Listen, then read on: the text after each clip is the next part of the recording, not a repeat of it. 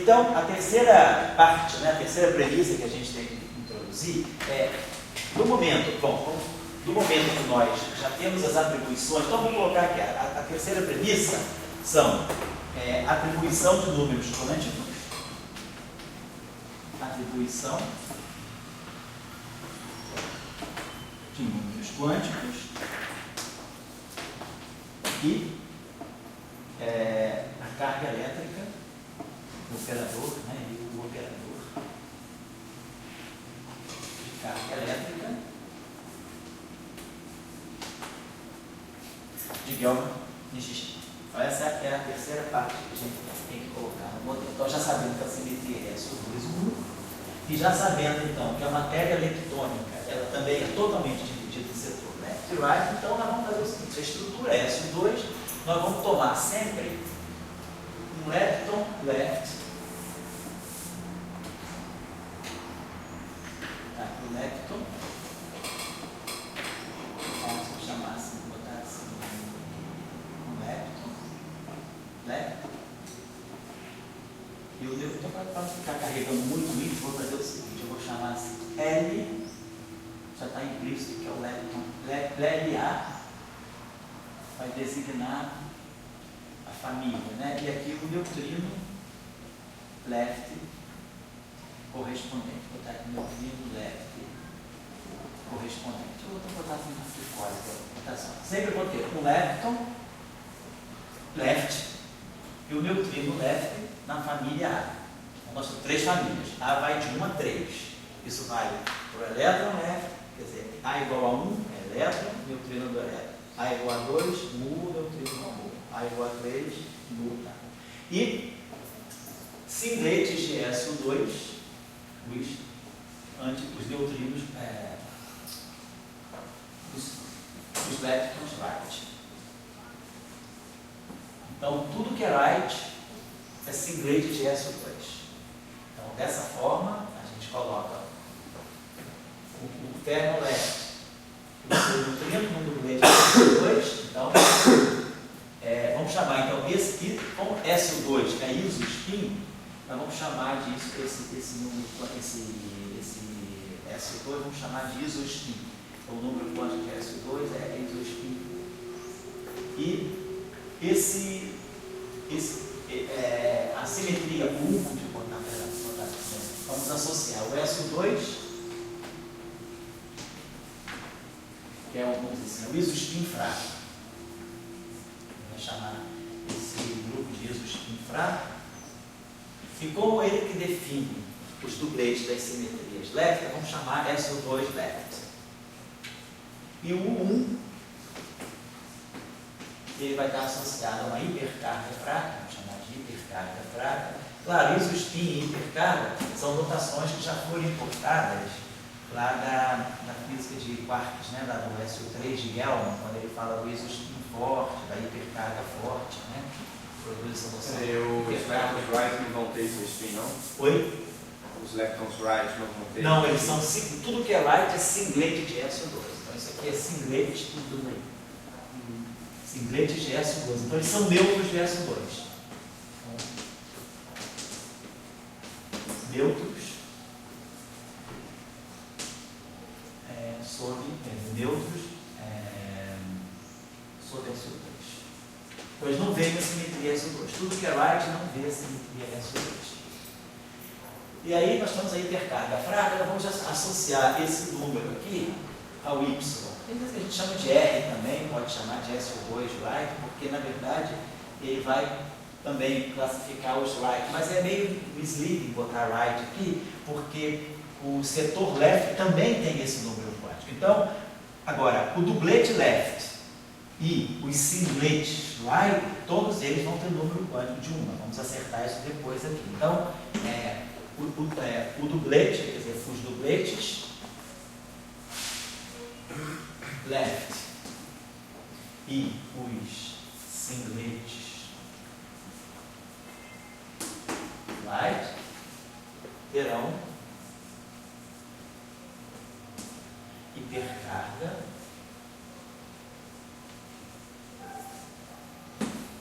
não nula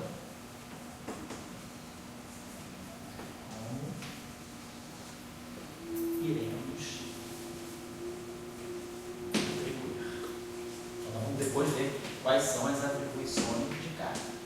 No momento que eu coloquei, aliás, aqui eu vou até fazer o contrário, vocês mudem aqui, por favor.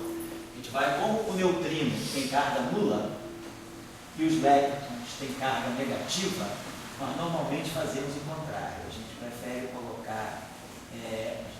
colocar, segundo vamos dizer assim, a tradição de SO2, nós colocamos as cargas em ordem decrescente. Então, sempre que a gente tiver um multiplete de SO2, a gente coloca, a carga do neutrino é zero, a carga do lepton é negativa. Então, nós preferimos colocar sempre nessa ordem, as cargas em ordem decrescente. Então, como o neutrino é zero, esse aqui é negativo, a gente coloca o neutrino. É uma questão de, é uma convenção que se usa para SO2 em geral. A gente organiza de tal maneira que as cargas sejam decrescentes de cima para baixo. Né? Quando a gente tem, por exemplo, Pi mais, Pi zero, Pi menos, a gente bota no triplete, Pi mais, Pi zero, Pi menos. É só uma tradição de SO2, é uma ordem, uma escolha de base, no fundo é só isso. Então, por isso que eu troquei aqui. Então, já fica claro aqui, por exemplo, que o neutrino, quer dizer, tudo que é left, o neutrino left, e o seu correspondente lepton-left, eles têm hipercarga meio. E, claro, o neutrino tem a hipercarga, quer dizer, a componente 3 da hipercarga do neutrino é mais meio, e a componente 3 da hipercarga isso aqui é do neutrino. Então, a hipercarga do neutrino é meio e a hipercarga do lepton é menos meio. Então, o elétron, a gente usa a mesma notação do spin que a gente usa na mecânica quântica. Então, o dublete então, é meio, e aí aqui faz o papel do número quântico na projeção Z, mais meio, projeção Z, menos meio. Então, isso aqui é exatamente, a gente segue o padrão do SO2, como a gente faz para o spin na mecânica quântica. Bueno, na verdade, você ali fixou qual é a forma que você já fixei. Então, dublete de SO2, já fixei a representação fundamental. Representação fundamental, exatamente. Então, os dubletes, vamos chamar a atenção disso. Então, eu já fixei, já atribuí que os left, quer dizer, tudo que é left, quer dizer, o dublete, neutrino left, lepton left correspondente, eles estão na representação fundamental de SO2. Portanto, tem I igual a meio. E com essa atribuição de números quânticos. Então, a matéria left, ela está na representação meio. A matéria right, então, tudo que é right, então, o lepton, vamos dizer, o elétron right, o muon, qualquer lepton right, e o neutrino right, eles têm número quântico de hipercarga igual a zero. É como se eles tivessem spin nulo. São escalares de SO2. Nesse caso é isospin zero. Então, eles não têm número quântico de isospin. Portanto, eles não vão interagir com o campo de Gauge de SO2. Porque a gente sabe por Yang e Mills que quando eu tenho um singlet, significa que os geradores naquela representação são todos nulos. São todos os geradores de SO2, vamos chamar aqui o sigma, né? O sigma 1, 2 e 3, que são os três geradores de SO2, nessa representação eles são zero. Por quê? Porque esses objetos têm carga zero. Então, esses objetos sendo singlets, eles estão na representação trivial, eles não vão ter essa transformação. Depois nós vamos colocar as transformações. Eles não têm transformação de SO2, né? Que vamos colocar já já. Então, o que a gente está dizendo é isso. Eu não fixei as transformações do 1, não. Então, vamos colocar as transformações de SO2 de todo mundo. Você podia dar uma explicação esses números quânticos se tira da onde? Como é que apareceu essas coisas? Da estrutura de dublete. Nós falamos que, como o elétron e o neutrino, eles sempre aparecem em dublete, toda reação tem um néctar, tem um neutrino correspondente, então a gente vai criar um dublete sempre do lepton correspondente com o seu neutrino. Mas como o neutrino é left, então o dublete ele é todo left. Então eu coloco o fermion left junto com o neutrino left num dublete.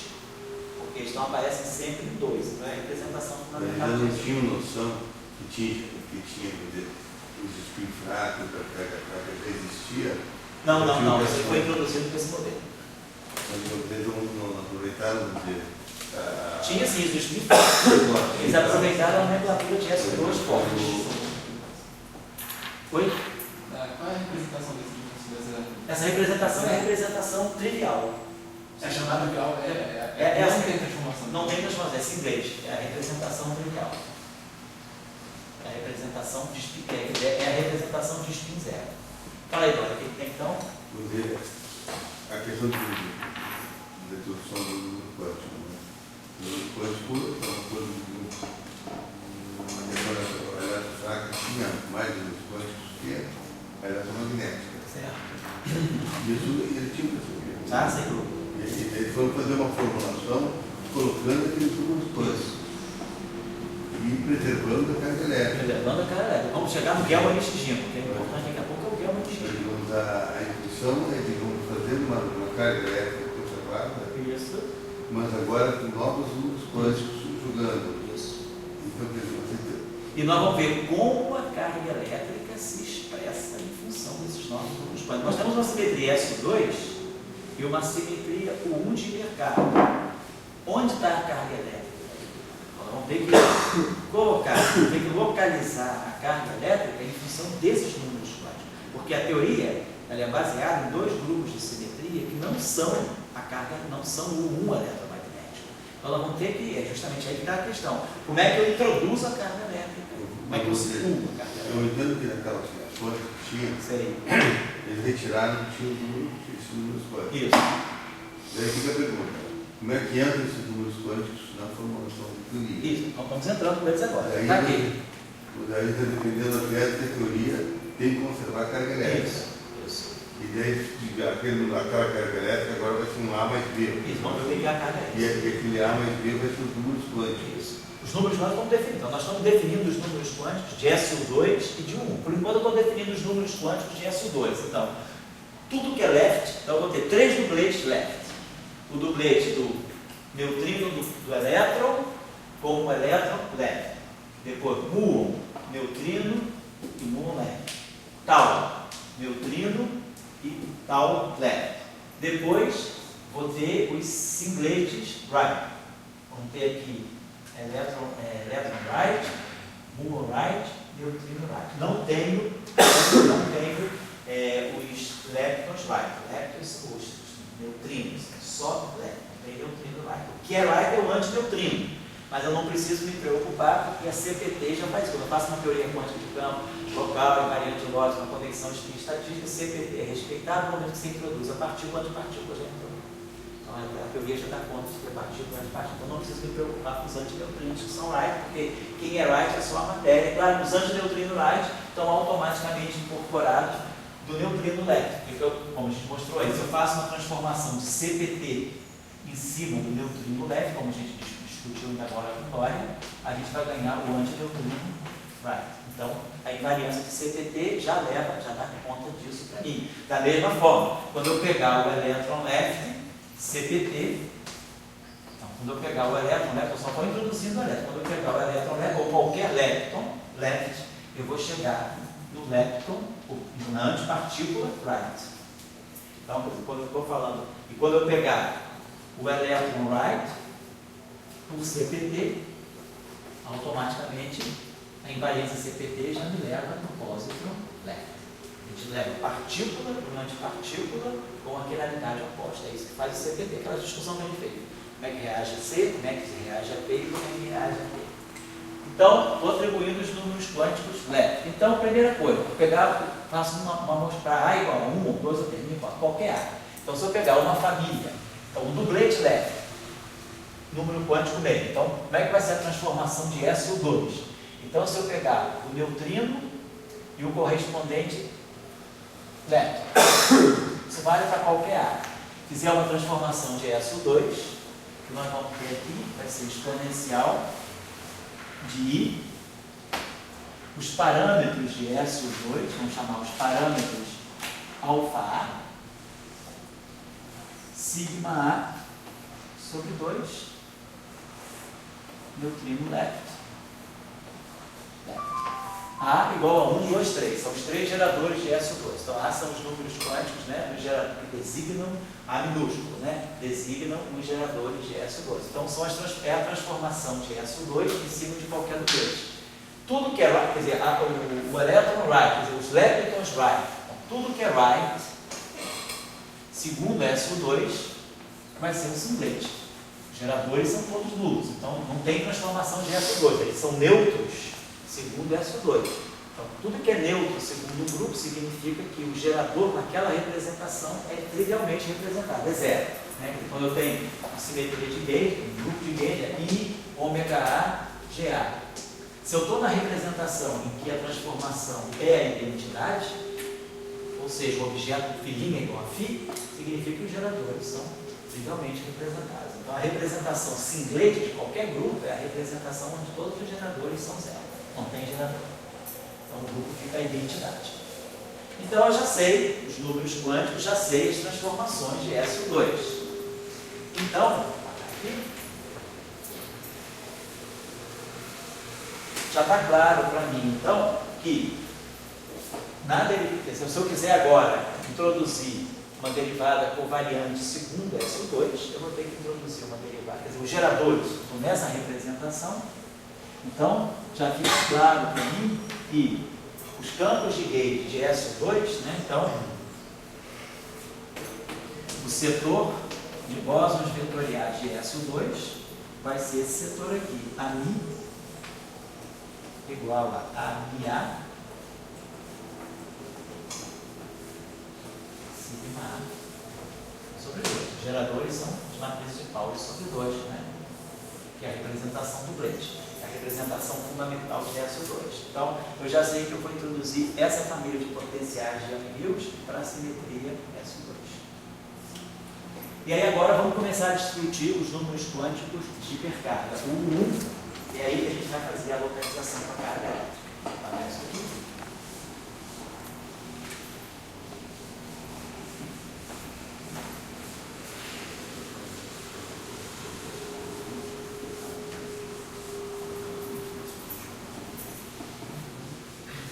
Depois, né, mais na frente, nós vamos introduzir os quarks. Tá? Por enquanto, vamos fazer a construção só com os leptons, que fica mais claro. Depois vamos colocar os Higgs com o lepton, porque aí fica mais fácil. Depois a gente, quando tiver clareza do setor de Higgs, aí a gente vai para o setor de quarks.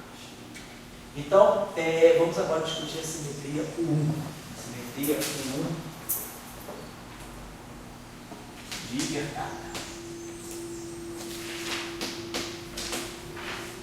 Então, eu tenho uma carga abeliana, que é a hipercarga. Então, isso aqui faz o papel, isso aqui é a carga abeliana. O gerador, né? É a carga, vamos dizer assim, a carga abeliana.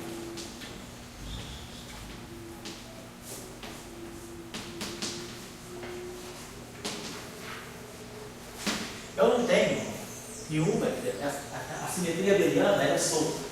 Ela não tem uma estrutura tipo Blake que eu possa definir um número quântico. A simetria abeliana é uma fase. Né? Então, a simetria, vamos dizer assim, se eu pegar, por exemplo, o do Blake left, pegar esse objeto, e agora fizer uma transformação de esse linha aqui, aquele linha lá é SO2. Esse linha aqui é o 1. Estou fazendo aqui a transformação de SO2. Aqui também é uma transformação de SO2. Agora esse linha é a transformação de 1. Nós estamos dependendo desse grupo agora. Então, quando eu fizer uma transformação de 1, questão, esses dois objetos estão no meio, estão no múltiplo, eles são um duplete de SO2. Agora, sobre o 1, se esse cara tiver um número quântico de 1 diferente desse número quântico de 1, se esses dois caras tiverem números quânticos 1 diferentes, eu estaria quebrando a simetria SO2, porque se a simetria é SO2 próximo 1, significa que esse duplete que é SO2, ele, do ponto de vista do 1, ele é indistinguível. Quer dizer, o SO2 diz que esse cara tem meio e esse cara tem menos meio, segundo SO2.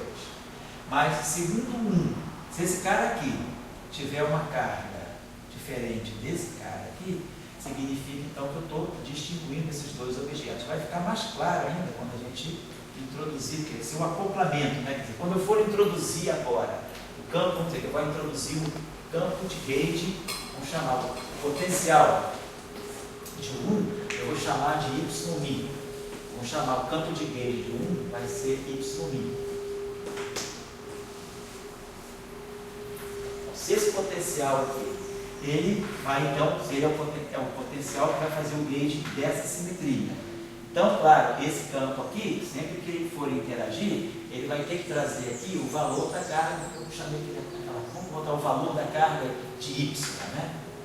Então a gente sabe, quando um campo abeliano interage com um campo bóson de gauge abeliano interage com um campo, a gente sabe que a simetria é sempre essa. A simetria, o 1, a gente coloca dessa forma: exponencial e o gerador. Lá os geradores, os parâmetros da transformação, lá eu chamei de alfa. SO2 tem 3 parâmetros. Essa simetria aqui é abeliana. Então vamos chamar esses parâmetros aqui de beta de x. E agora aqui, quem que nós colocamos? Nós colocamos a carga. No caso das simetrias não abelianas, nós colocamos aqui os geradores. No caso da simetria abeliana, nós temos que colocar aqui o operador de carga. O gerador é o operador de carga. Mas como numa simetria abeliana a carga é um número, não é uma matriz, então eu coloco direto aqui, esse y aqui, está me designando a carga, o 1, né, que na verdade a receita é sempre essa, I, parâmetro da transformação, e o gerador. Mas como o grupo é abeliano, o valor de uma carga abeliana não é uma matriz, é um número, né, que é uma coisa 1, então isso aqui simplesmente eu coloco já o alto valor da carga, o valor da carga. Então y aqui é a carga associada ao meu campo psi.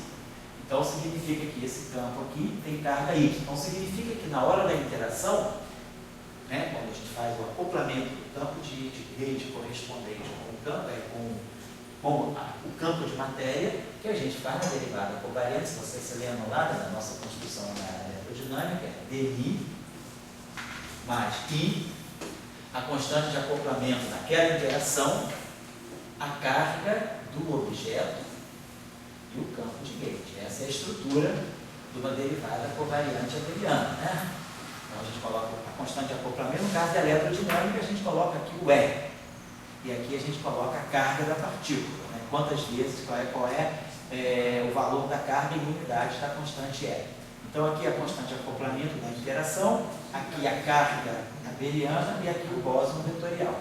Então, cada objeto que tem uma carga 1 vai ter essa maneira de se acoplar com o campo de gauge, o 1 correspondente. Agora, se eu tenho um dublete, se eu distinguir as duas componentes do dublete por cargas distintas, eu não vou poder, esse campo aqui, ele vai distinguir entre esses dois objetos. Então, ele vai fazer uma quebra da simetria SO2. Então, é claro para a gente, dessa maneira, por argumentação de simetria, que os dois objetos do dublete têm que ter a mesma carga do 1.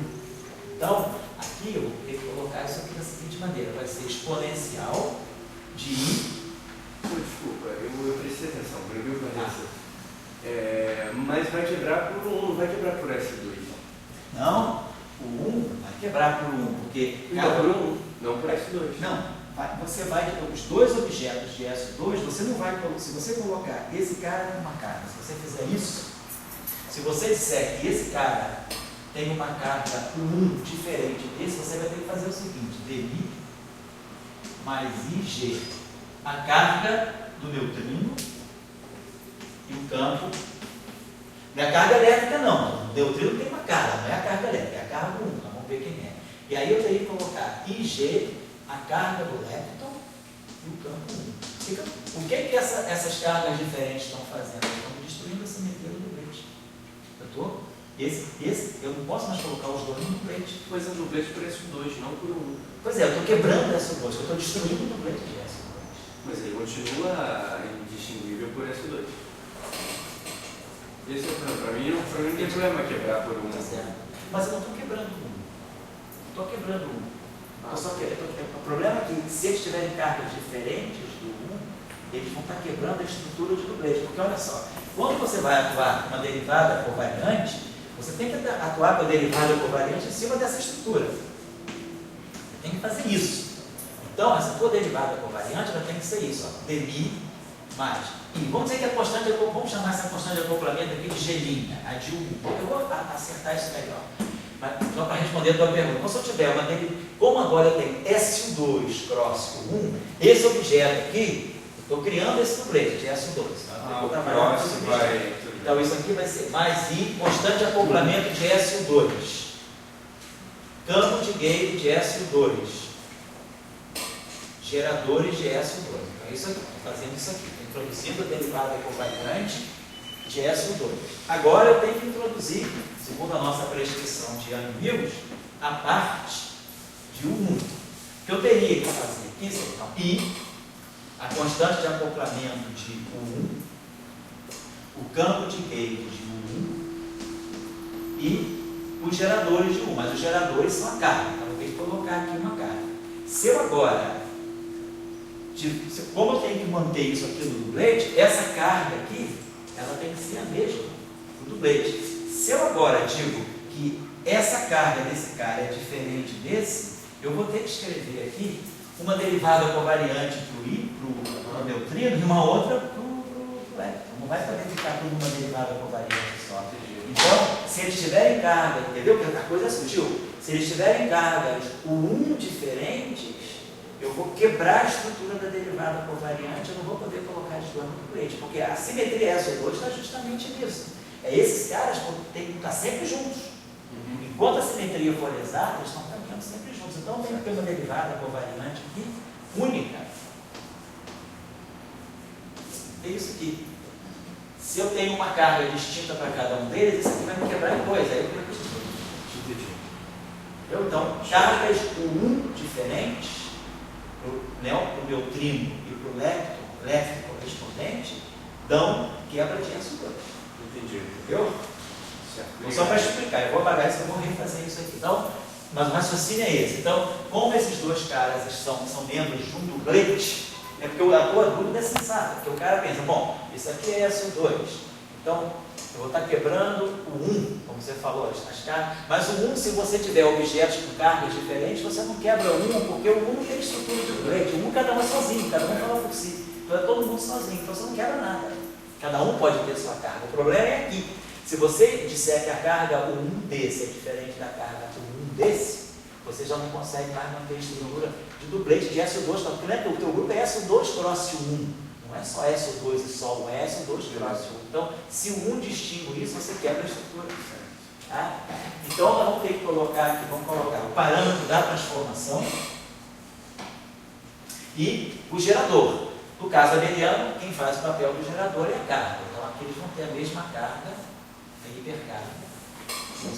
Essa aqui é a lei de transformação do dublete, segundo a hipercarga. E se eu pegar agora o singlete, mesma coisa. Então vamos fazer o seguinte, essa carga aqui, então está certo, vamos chamar esse cara, então esse cara é R' aqui, então vai ficar EAI beta. Lembra que esse R e esse L aqui são espinores, tá?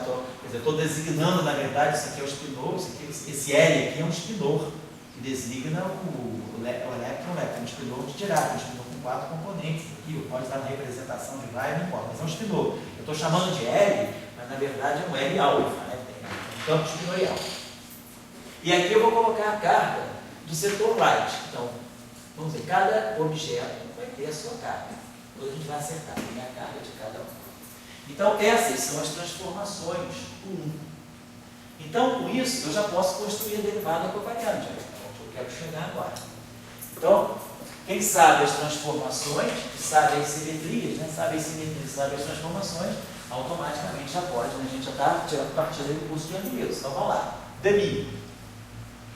Então, a derivada covariante total. Eu tenho um grupo, nós aprendemos no curso de Young-Mills. Quando eu tenho vários fatores de Young-Mills, eu faço uma derivada covariante única e cada pedaço da derivada covariante, cada álgebra de Lie está contida dentro da derivada covariante. Então, não tem uma derivada covariante para SO2 e outra para 1, não. Tem uma derivada covariante para SO2 e 1.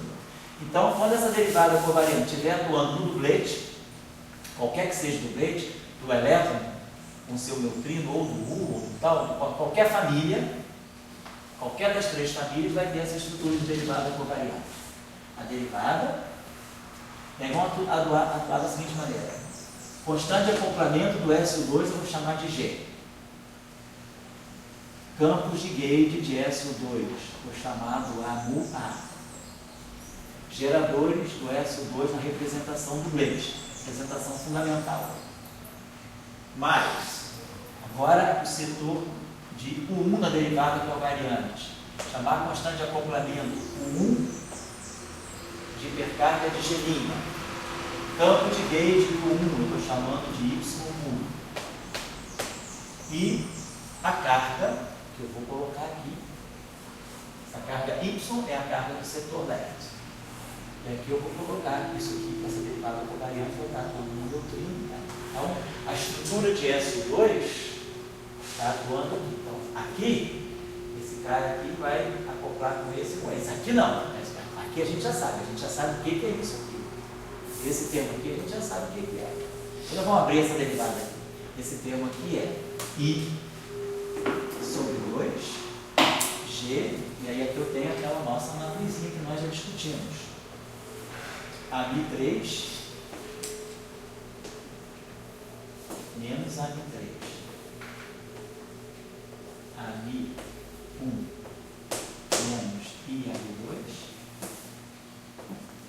AB1 mais IAB2. Tá? Então, essa derivada, se vocês observarem, como é que essa derivada vai atuar no lagrangiano de Dirac?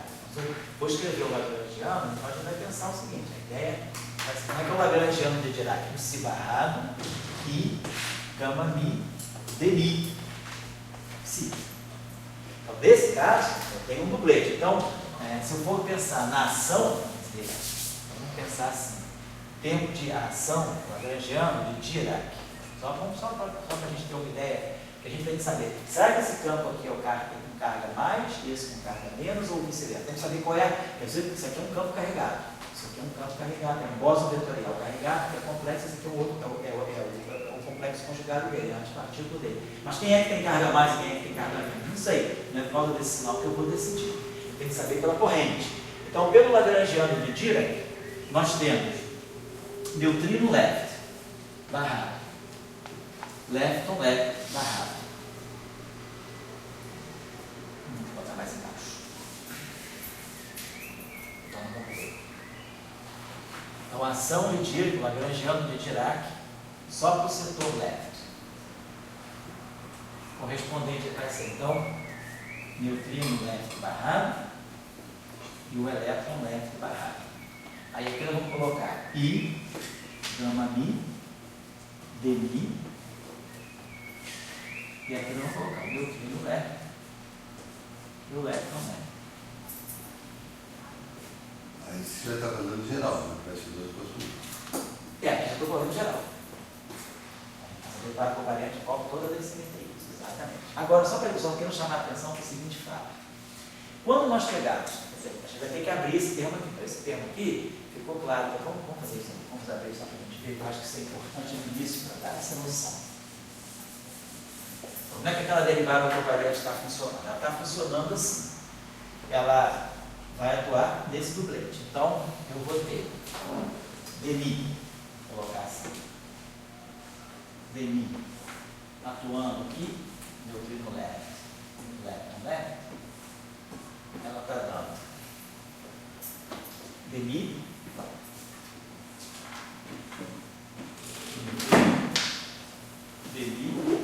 o elétrico.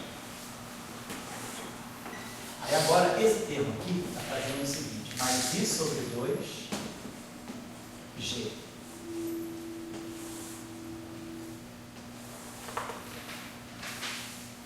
Esse termo aqui, ó, a Mi3 vai pegar no neutrino. A Mi3 atuando no neutrino. E vamos ter a Mi1 menos I, a Mi2 atuando mais a Mi1 menos I, a Mi2 atuando no left. E agora essa estrutura de dublete vai manter aqui. Então eu vou ter a Mi1 mais I, a Mi2 atuando no neutrino.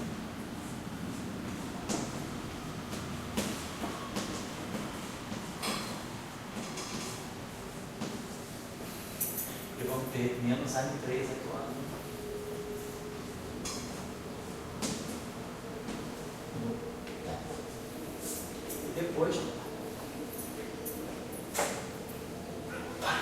mais I, G', Y',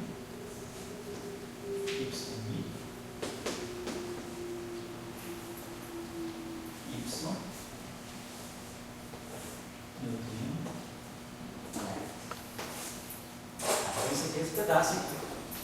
Agora, é claro, isso aqui vai ter um I, gama, Mi, de Mi. Então agora eu vou ter que multiplicar. Vou pegar esse cara aqui agora, ó. Então quando a gente pegar isso aqui, multiplicar por esse primeiro termo, nós vamos estar formando neutrino left barrado, I, gama, Mi, de Mi, neutrino left. Ação de Dirac, ação de vai do neutrino. Então, peguei agora esse cara aqui, fazendo isso no primeiro termo. Vou fazer com esse, fazer com esse. Agora vamos ter mais lepton barrado, I, gama, Mi, de Mi, lepton. Então já é a ação de Dirac para a parte left do elétron. Né? Quando a gente pega a ação de Dirac para o elétron, psi barrado, I, gama, Mi, de Mi, psi. Aí eu quebro essa ação, lembrando lá do nosso curso, né, de elétron, I, gama, Mi, de Mi, psi left, mais I, mais psi right barrado, I, gama, Mi, de Mi, psi right. Eu não estou escrevendo a parte do right, eu estou escrevendo só a parte left, depois o right. Lembrando do modelo padrão, a teoria eletrofrática, left é uma coisa, right é outra. Depois o mecanismo de Higgs é que vai ajudar. Então tá lá. Então, estou pegando só a parte left do elétron. Nós introduzimos aí da parte right. Tá lá. Vamos agora pegar esse termo aqui. Então esse termo aqui ele vai trazer I, gama, Mi, atuando aqui. Então ele vai produzir esse termo aqui, ó, Mi barrado, I, gama, Mi, de Mi, vai estar atuando aqui. Então olha só, o I vai produzir menos 1, eu vou ter menos B. Então vamos dar só menos 1 meio de G. Aí vamos ter neutrino left barrado, gama, Mi, atuando nisso tudo aqui, ó. A, Mi, 3, neutrino left, mas vou botar até assim, mais A, Mi1, menos I, A, Mi2, vai. Então aqui, ó, vocês estão vendo que eu estou criando uma corrente, ó. Mi barrado, gama, Mi, A, Mi3. Então, esse campo AMI3 ele está interagindo com essa corrente de neutrino. E esse A, Mi1 menos I, Mi2, ele vai estar interagindo com essa corrente, neutrino left barrado, gama, Mi left. Então aqui é uma interação de gauge. Então tem duas interações de gauge agora. Vamos fazer agora a outra parte. Agora pegando esse cara aqui, vai bater aqui. O left barrado vai bater aqui. Então nós vamos criar agora, então vai ser a mesma estrutura, menos 1 meio de G. Então a gente está vendo que esse campo de gauge aqui, ó, ele está interagindo com essa corrente de neutrino, que sai aqui, né? E esse campo de gauge aqui está interagindo com uma corrente mista de neutrino com elétron. Esse campo é carregado, porque essa corrente é carregada. Essa corrente mistura neutrino com elétron carregado. Então vamos depois analisar as cargas. Menos 1 meio de G. Agora, vai ser elétron barrado, por exemplo, elétron barrado, gama, Mi. E aí a parte inferior desse dublete vai ser A, Mi1 mais I, A, Mi2, neutrino left. Então eu formei uma corrente, L barrado, gama, Mi, o espinor do left, gama, Mi, o espinor do neutrino. E agora menos, menos A, Mi3,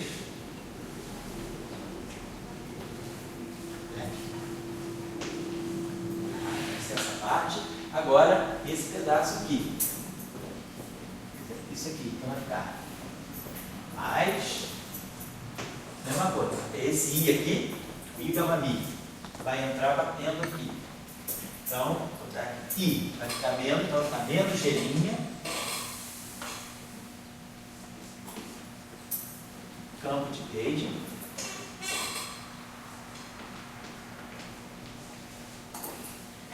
Carga para você ainda, né? Estou deixando a carga 1. E aí nós vamos ter neutrino left barrado,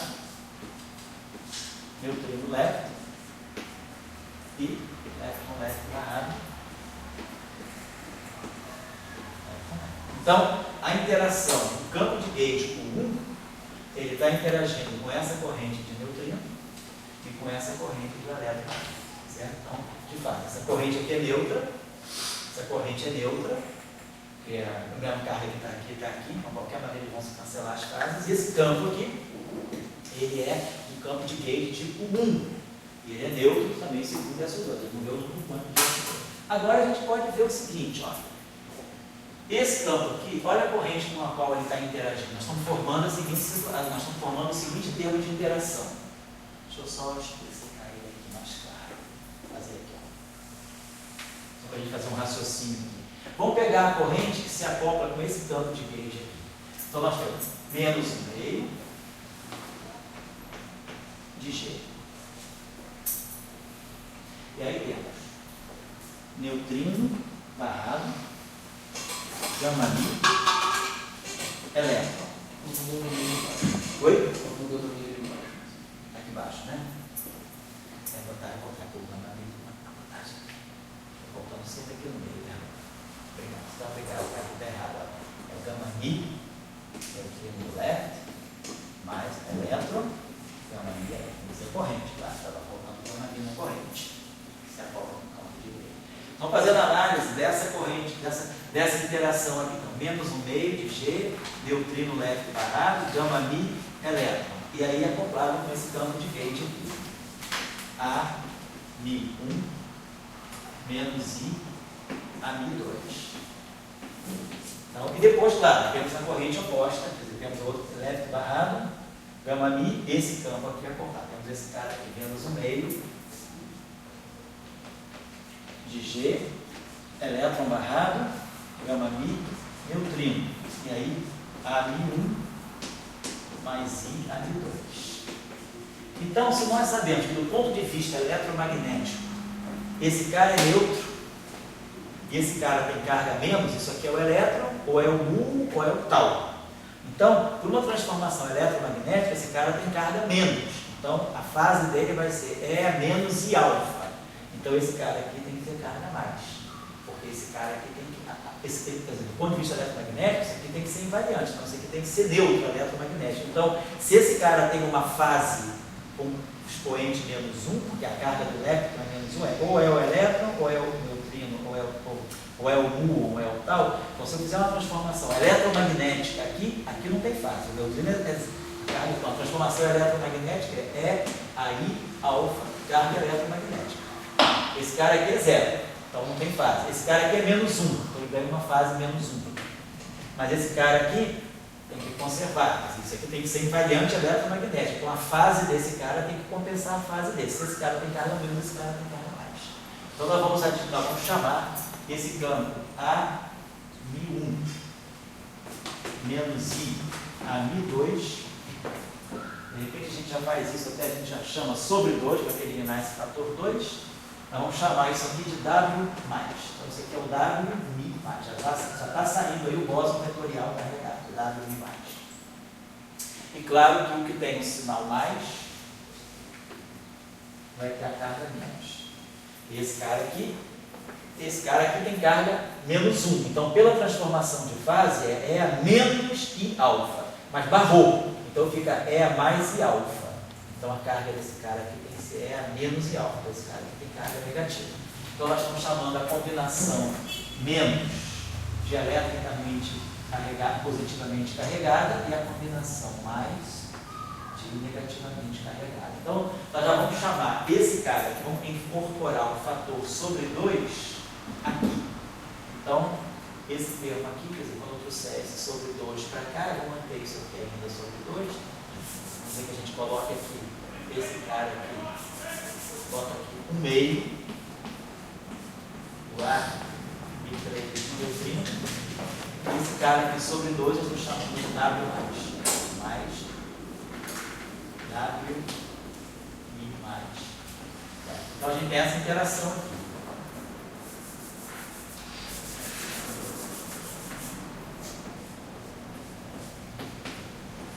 Então, o W+, ele se acopla com essa corrente neutrino leve.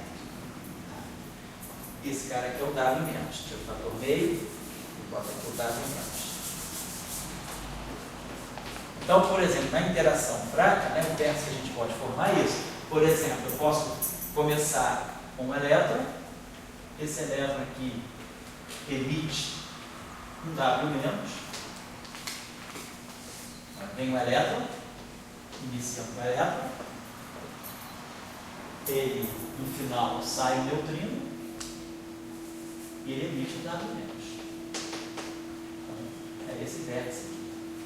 Então, o elétron, fracamente, então, do ponto de vista da interação fraca, o elétron se acopla com o neutrino, emitindo um W menos. Ou o contrário, poderia ser, poderia começar com o neutrino, terminar o elétron e emitir, né? Aqui é o contrário. Aqui eu comecei com o elétron, isso. Ele emitiu o neutrino, né? Então aqui saiu o W menos, ou seja, entrou um W mais, isso aqui, W mais. Ou no caso de baixo, eu coloco o neutrino aqui, tem o elétron aqui, e aqui entrando um W menos. Então, essa interação. Então, a corrente carregada é a corrente elétron-neutrino que vai se acoplar com os postos carregados. E aqui eu tenho uma corrente neutrino-neutrino e uma corrente elétron-elétron, lepton-lepton, se acoplando com o campo 1. Mas nós não decidimos ainda quanto vale Y. Tá? Vamos formar agora. Oi? Ali que o W menos. Então, agora. Vamos apagar isso aqui. Tá? Vamos botar aqui. Tira esse, tira esse meio aqui. Esse meio aqui. Então aqui ficou neutrino elétrico, W, menos, e aqui a gente deixou menos um. Perfeito. Então tá certo. Então a gente ficou esse lagrangiano de Dirac, deu para nós já uma clara noção da corrente, e a própria formação dos W mais e W menos, ela é indicada pelo SU2. Vamos colocar agora o setor right. Vamos fazer a derivada covariante. Depois eu vou acertar as cartas. Vamos pegar agora a derivada covariante no setor right.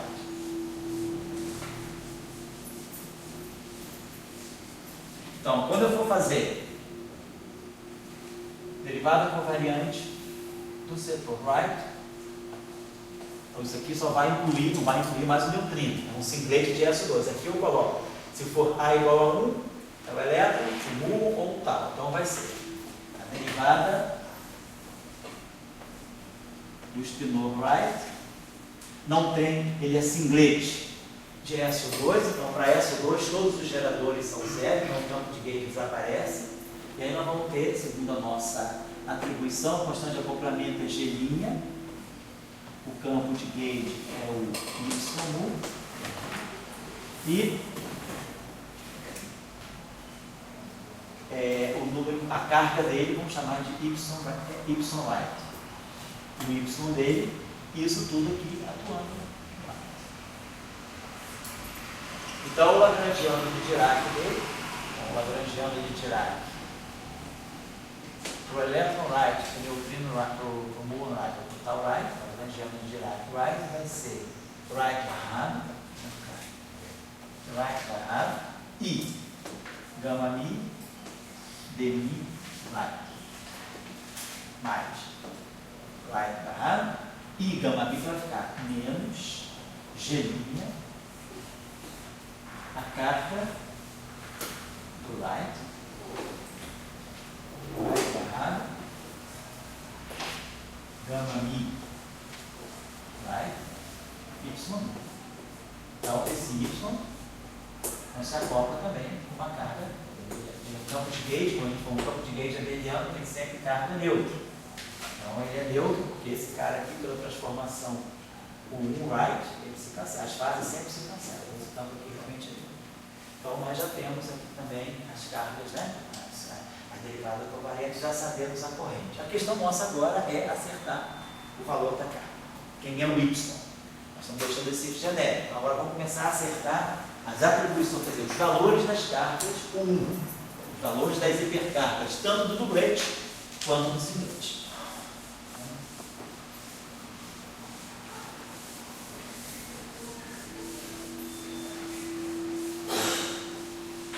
Agora então o que está faltando é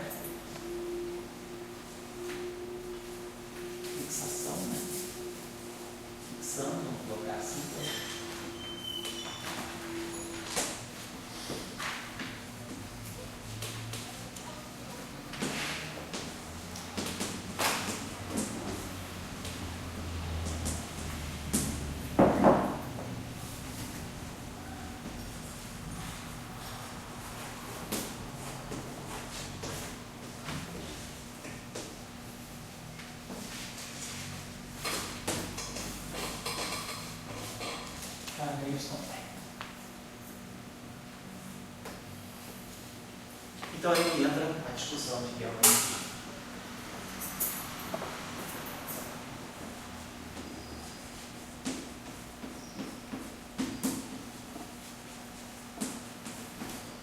A gente usa esse nome de Gelman e Nishijima porque Gelman e Nishijima já tinham introduzido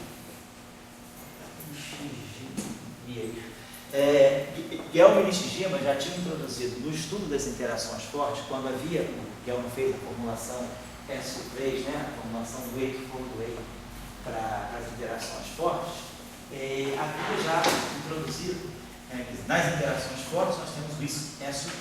O SO3 então é chamado de SO3 forte. Lá dentro do SO3 existem dois geradores, que é o gerador, quando a gente estuda, né, no curso do Interações Fortes de Sebastião, vocês devem ter visto os 8 geradores de SO3. Então nós temos o gerador, o lambda 3, que é o gerador de Gelman 3, que representa, nós escolhemos, né, quando a gente vai representar com bastante representações redutives de SO3, nós escolhemos dois operadores de Casimiro, dois objetos que comutam entre si, que são, desculpa, a base de cartão. São dois objetos que comutam entre si. A gente escolhe o lambda 3 e o lambda 8. O lambda 3, né, na representação lá de Gelman, ele é um meio de 1, 0, 0, 0, menos 1, 0, 0, 0, 0. E depois nós temos o lambda 8, que é 1, 2 raiz de 3, aí nós temos 1, 0, 0, 0, 1, 0, 0, 0, menos 1. Dentre os 8 geradores, menos 2, obrigado.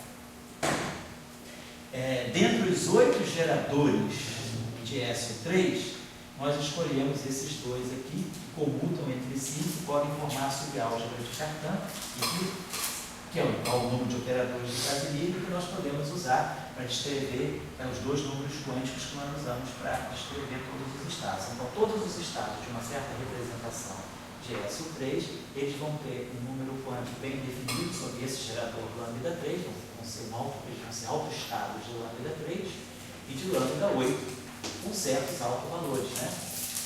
Então tá, se for para um triplete, tem o quark U mais 1, menos 1, quark D com 0. Se for o triplete, que dá o número quântico de então, quark U em lambda 8 igual a 1, quark D lambda 8 igual a 1, quark S lambda 8 igual a menos 2. Então a gente escolhe esses caras. E aí, Gelman e Nishijima, eles formularam uma expressão para a carga elétrica dos quarks, né, a partir disso aqui. Eles pegam o número quântico de I3, e aí aqui tem um coeficiente vezes o número, esse gerador lambda 8 ele chama de Stiefel-carga. Coloca aqui o número quântico, de tal maneira a reproduzir as cargas elétricas dos quarks. Então a gente sabe que tem uma expressão que relaciona dois geradores para dar a carga eletromagnética. Então a gente importou esse nome de Gelman e Nishijima para cá. O que nós sabemos? Nós sabemos as cargas eletromagnéticas das partículas. Sabemos qual é a carga do neutrino, nós sabemos qual é a carga do elétron, de qualquer partícula a gente sabe qual é a carga eletromagnética. A carga 1, o grupo 1, ele entrou para a gente poder conduzir o grupo 1 com SO2 e no final tirar o eletromagnetismo. O eletromagnético ele deve sair depois que a gente entendeu o modelo completo. Nós vamos formar um modelo com dois grupos que nós vamos conhecer, com duas simetrias que não são a simetria eletromagnética. O que nós vamos fazer com a expressão de Gelman e Nishijima é dar uma situação, vamos situar o operador de carga eletromagnética dentro desses operadores que nós temos aí. Dentro do SO2, a carga que nós usamos para classificar o SO2 é a terceira componente dos spins, como a gente faz sempre. A gente pega, quando a gente faz o spin, a gente pega o S2, o L2 e o L, né? Então, o L e o ML. Então, isso aqui é a projeção dos spins. Então, se eu tenho um spin Y, eu tenho os estados que vão desde mais I até menos I. Então, nós vamos usar esse gerador aqui, que é o gerador que nós usamos para classificar os estados dos spins. E, claro, o outro grupo é abeliano, a única carga que eu tenho é a carga Y mesmo. Então, a ideia aqui é a gente combinar essa carga e 3 com a carga Y para obter as cargas, reproduzir as cargas eletromagnéticas. Vamos pensar aqui, no caso, por exemplo, do dublete. Eu tenho o neutrino aqui e o lepton aqui. Então, quem é a carga do neutrino? A carga do neutrino é 0. O neutrino, dentro do SO2, ele está nessa posição. Então, a hipercarga, a terceira componente da hipercarga dele, dentro da base que a gente sempre organiza o SO2, é mais meio. Então, aqui eu teria que ter um Y. Então, a carga dele é menos meio. A carga Y dele tem que ser menos meio. Se eu pegar o elétron, aqui é menos 1. Mas aqui é menos meio. O elétron está na parte de baixo. Então, a carga Y dele também tem que ser menos meio. Então, normalmente o que se faz é isso aqui. A gente coloca aqui o Y sobre 2. Normaliza isso. Até porque Y sobre 2, porque quando a gente viu lá, a constante de acoplamento, né, ela sempre vai ser devido ao sigma, né, não, esse aqui é do Y, do outro exemplo, por exemplo, o 3 aparece G sobre 2, G sobre 2, então aí aparece com Y, tá certo. Então vamos tomar dessa forma aqui, vamos tomar a hipercarga. Então essa aqui é a expressão de Gelman-Nishijima que nós vamos usar para expressar em termos dos geradores, das duas simetrias, os geradores que são usados para classificar os estados. Como eu estou falando de S2, as representações de SO2, elas são caracterizadas pelo número quântico J, quando vamos lidar com o momento angular da mecânica quântica, e pelo MJ. Então, são esses números quânticos aqui que a gente usa para distinguir os estados dentro de uma única representação. Então, é a terceira componente do momento angular, é o J3 que a gente usa. Nesse caso, o análogo é SO2 de Susquinho, eu estou usando o I3. E a hipercarga, ela tem esse Y, mas eu coloco esse fator 2 aqui só com uma mera normalização. Então, dessa maneira, eu localizo. Aí eu peguei, vi que essa expressão podia ser aplicada ao dublete. Vi, então, que se eu pegar o dublete, então, se eu pegar a carga eletromagnética do neutrino, é 0. A posição do neutrino no SO2 é mais meio. Isso aqui me fixa, então, a hipercarga do neutrino, a hipercarga fraca do neutrino. Então, isso aqui me dá Y igual a menos 1. E se eu pegar a carga eletromagnética do elétron, do lepton, né? Todos esses leptons têm carga menos 1, é o elétron, mu e o tal. Então, aqui a posição dele no SO2 é menos 1,5 e aqui o Y sobre 2. Então, isso aqui me dá um Y igual a menos 1.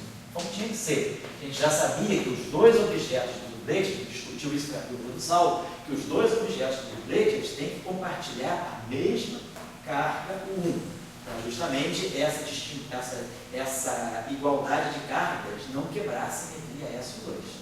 Então, eu tenho Y igual a menos 1, Y igual a menos 1. Então, na minha derivada covariante, vamos voltar lá, vamos reescrever a nossa derivada covariante do setor elétrico, do dublete. A nossa derivada covariante é o DI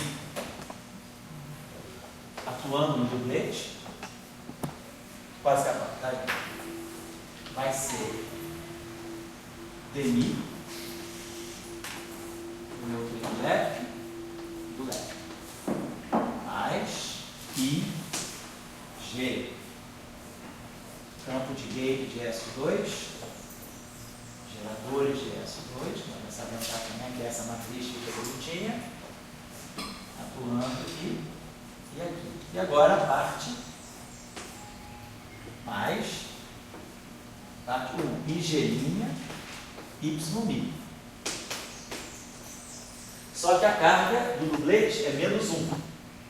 Então, eu já vou colocar aqui o sinal menos 1. Então, já estou substituindo aqui, o valor da carga é menos 1, então eu teria que colocar aqui vezes menos 1, atuando no dublete. É o valor da carga. Então eu já estou trazendo esse menos 1 para cá. Esse menos 1 aqui está expressando o valor da carga negativa. Então isso aqui é a derivada covariante. Então, onde eu tinha colocado Y, eu coloco -1. Então, isso aí vale para o dublete. Isso vale para qualquer dos três dubletes. Isso vale tanto para o elétron, quanto para o quanto para o tal. Depois, no final, a gente coloca um índice A para dizer que vale para todo mundo. Estou falando para umzinho, que cada um é um representativo bom. Quando eu for para o setor right, então vamos pegar agora as atribuições. Vamos ver quem é a carga por 1 do setor right. Quando eu pegar qualquer elétron, quer dizer, a carga eletromagnética, os objetos que estão no setor right são os elétrons carregados. É o elétron, é o nu ou tal. Quer dizer, se o elétron, nu ou tal, estão no estado left ou no estado right, não importa. A carga eletromagnética deles é sempre -1. Só que o I3 deles é 0. Eles são singletes de SO2. Eles não têm, o número quântico de SO2 dele é 0. É 0. Então, eles têm que ter uma hipercarga igual a -2. Então, a hipercarga de qualquer ferro right, de qualquer ferro de matéria, de qualquer elétron carregado é -2. Então, nessa derivada covariante, eu já faço esse Y, estou chamando de YR. Né? Então, o YR é -2. Então, isso aqui já vai me dar aqui -2. Então, já sei quem é a atribuição de cargas, agora eu sei quem é a derivada covariante do setor right. Então, agora, naquelas expressões que eu tinha feito das correntes, era só colocar Y igual a -1 e Y right igual a -2. Então, a gente sabe, então essa foi a terceira parte, o terceiro princípio, né, da teoria eletrofrágica.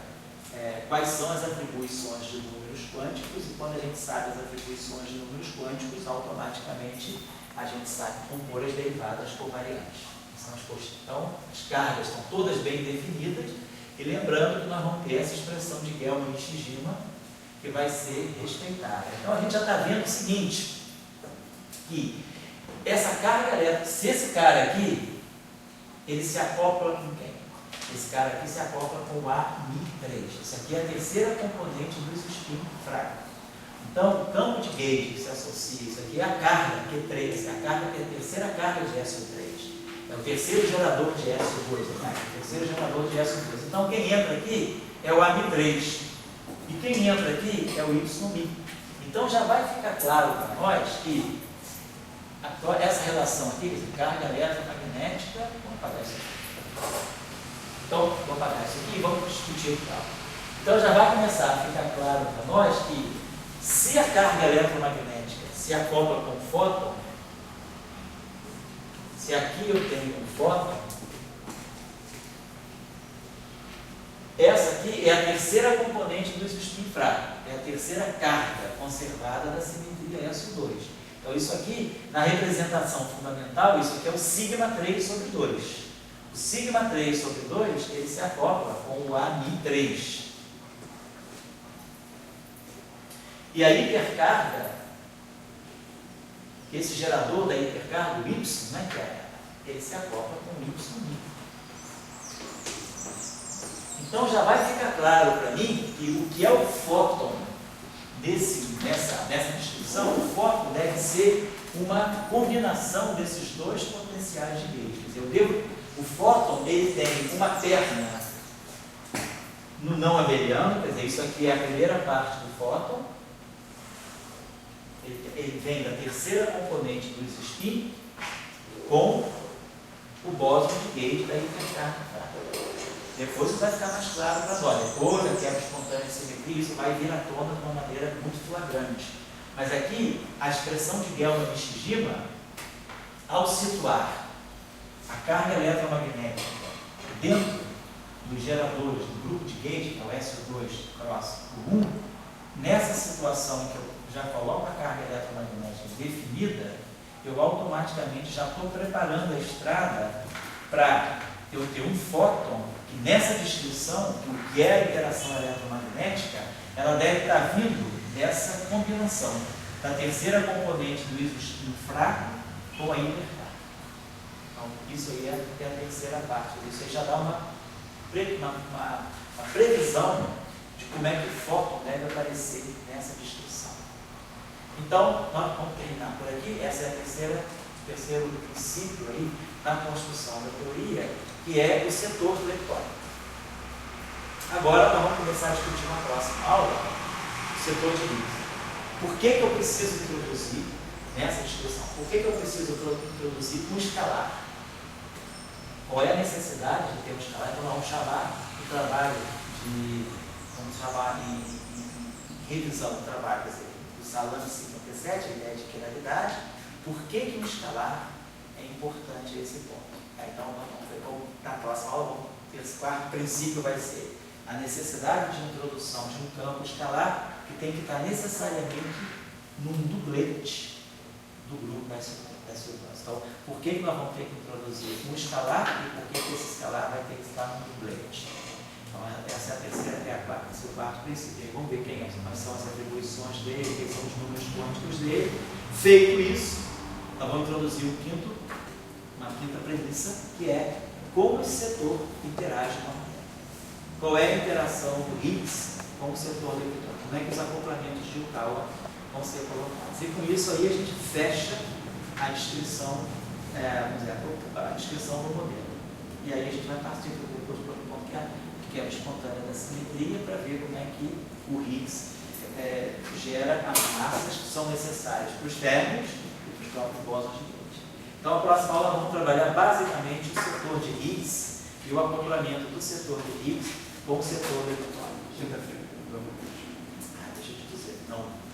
Semana que vem, como é que está a minha vida? Peraí, semana que vem, quinta-feira, eu estou em Campos dos Goitacazes. Peraí, como é que está a situação? Semana que vem, segunda-feira tem eletromagnetismo. Quarta-feira tem eletro. Eu tenho que dar uma olhadinha na agenda, cara, mas eu acho que. O senhor antecipou para hoje. Foi antecipado. Então tá certo. Eu esqueci. Então tá certo. A aula de hoje é a antecipação da aula de quinta. Obrigado por me lembrar disso. Tá certo. Então semana que vem a gente não tem encontro. Nem de Young News? Não tem encontros menos disso. Young News é sexta-feira, eu consigo dar aula. Eu vou dar aula de eletromagnetismo segunda, vou dar aula de eletromagnetismo quarta, vou compensar um pouco, adiantar um pouco. Aí quinta-feira eu não dou aula. Aí sexta-feira tem interações práticas, sábado tem teoria de grupo, pessoal da iniciação. Tá certo, é isso mesmo. Não, sexta nem. Sexta tem Young News, sábado é teoria de grupo. Sexta tem Young News. A gente já falou interações práticas. Não, está errado. Sexta-feira não. Então semana que vem nós não temos esse curso. Então, vocês trabalham um pouco o que a gente fez até hoje, então na próxima aula nós vamos introduzir o setor de saco. Agora que foto, a transformação do Higgs dele, vai depender do objeto do Higgs. Isso, agora quando a gente fizer a transformação de gauge desse fóton, nós vamos ver que ele vai trazer um único, a gente vai ver que esse cara aqui ele sai abeliano, e aí ele vai trazer um parâmetro que vai ter uma combinação do beta com o alfa 3. Isso. Ele se mantém abeliano. Ele se mantém abeliano e não se mistura com ninguém. Isso é importante. Então, teria que vestir as equações de Maxwell.